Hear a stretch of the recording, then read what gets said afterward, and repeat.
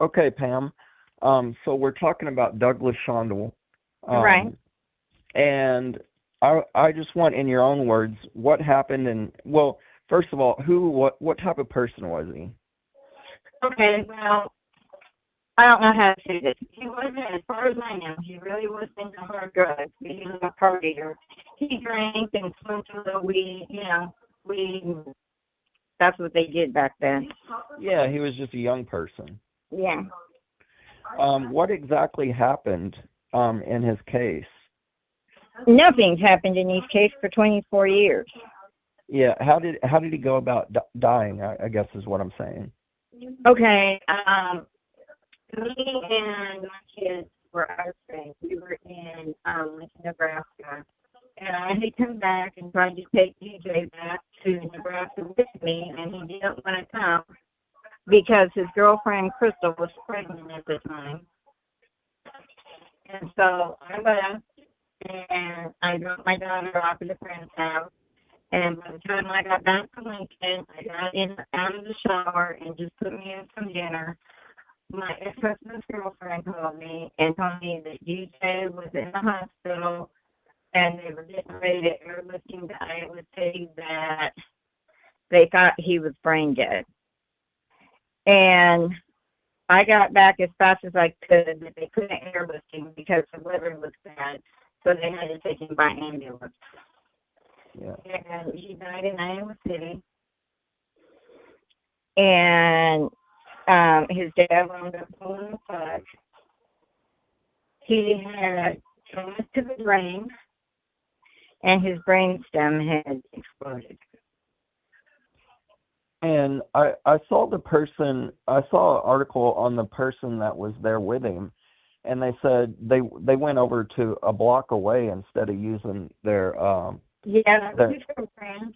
Yeah, she did. She waited quite a while, I guess, before she called the EMTs. Instead of going next door, she went a block or two away.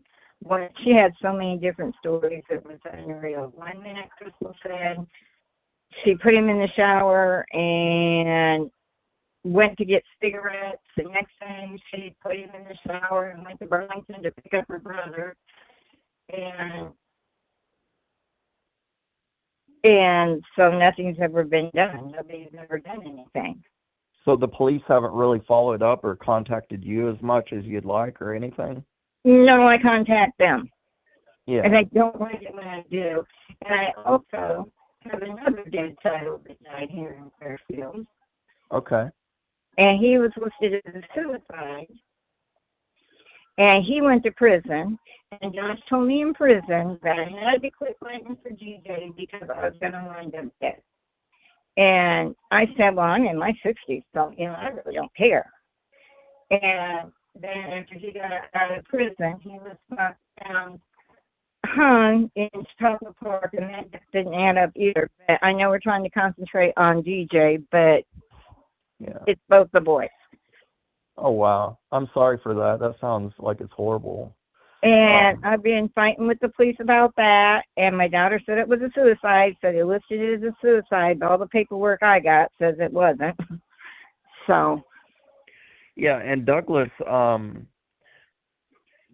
you think she was just worried about maybe drugs in the house, or do you think something more sinister happened where she went down a block and everything? What I really think happened, because she's done it to her boyfriends in the future, because when my youngest son died, I went out, and you're going to think I'm crazy, I went out and tried to make friends with her. Yeah. I'd show up at her house, I'd take her to the grocery store. As a matter of fact, we're getting ready to have a 25-year celebration dinner, and I went over and invited her to that. Because I figured the best way to try and find out what happened is to maybe get on her good side instead of her bad side. Yeah. So, but I think what she did, because she's done it to other guys, is she called somebody and said, oh, DJ beat me up. So they came over thinking they were helping Crystal because she just got beat up, and I think they beat him up too hard. Okay. That's what I personally think happened. I don't know. I wasn't here, but that's from the experiences that I've seen, that's what I think happened. Yeah. All right. And you know this is all being recorded, right? Yeah, I know, and I'm okay with that. Okay, good. I just wanted to make sure. Well, we're going to write this article about your son, and it'll be out pretty soon.